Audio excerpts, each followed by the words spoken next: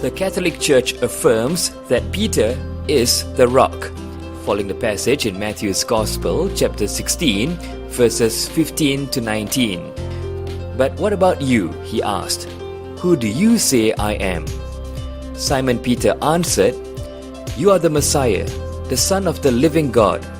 Jesus replied, "Blessed are you, Simon, son of Jonah, for this was not revealed to you by flesh and blood, but by my Father in heaven.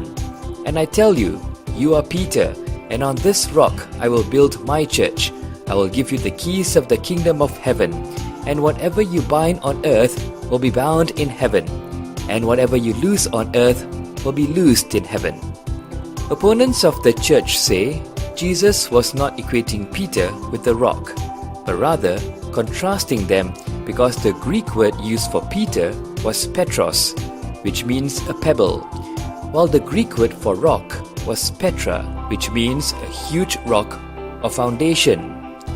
Opponents of the church also say it was Peter's profession of faith, "You are the Messiah, the Son of the living God," which is the rock.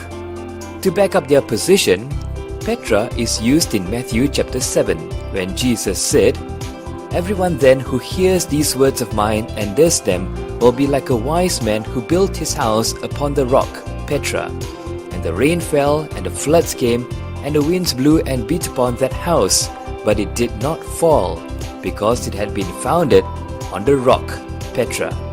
Matthew 7, 24 to 25. So how can Peter, Petros, be the rock, Petra? For the answer, we turn to Catholic apologist Carl Keating, who explained in an article titled "Peter the Rock" on Catholic.com. The Petros-Petra distinction can only be found in Attic Greek, which was used centuries before the time of Christ. The New Testament was written in Koine Greek, and in Koine Greek, both Petros and Petra simply meant rock.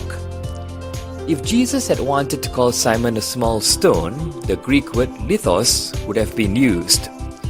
In fact, Jesus, his apostles, and all the Jews in Palestine spoke Aramaic, although most of the books of the New Testament were written in Greek because they were written not just for Christians in Palestine, but also for Christians in places such as Rome, Alexandria, and Antioch, where Aramaic wasn't the spoken language. Furthermore, it is recorded in several passages in the New Testament that Simon was called Kepha, which is transliterated in our English Bibles as Cephas. The Aramaic word Kepha means rock, the same as Petra. It doesn't mean a little stone or a pebble. Now you might be wondering, if Kepha means the same as Petra, why didn't Jesus say to Simon, "You are Petra, and on this Petra I will build my church"? Mr. Keating says, Greek and Aramaic have different grammatical structures. In Aramaic, you can use Kepha in both places in Matthew 16:18. But in Greek, nouns take differing gender endings. You have masculine, feminine, and neuter nouns. The Greek word Petra is feminine, and you can't use it as Simon's new name, because you can't give a man a feminine name.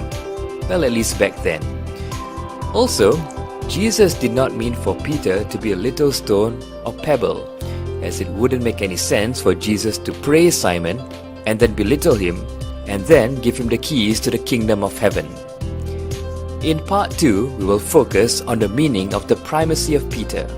Our Daily Nuggets subscribers will receive links on this topic in our additional resources.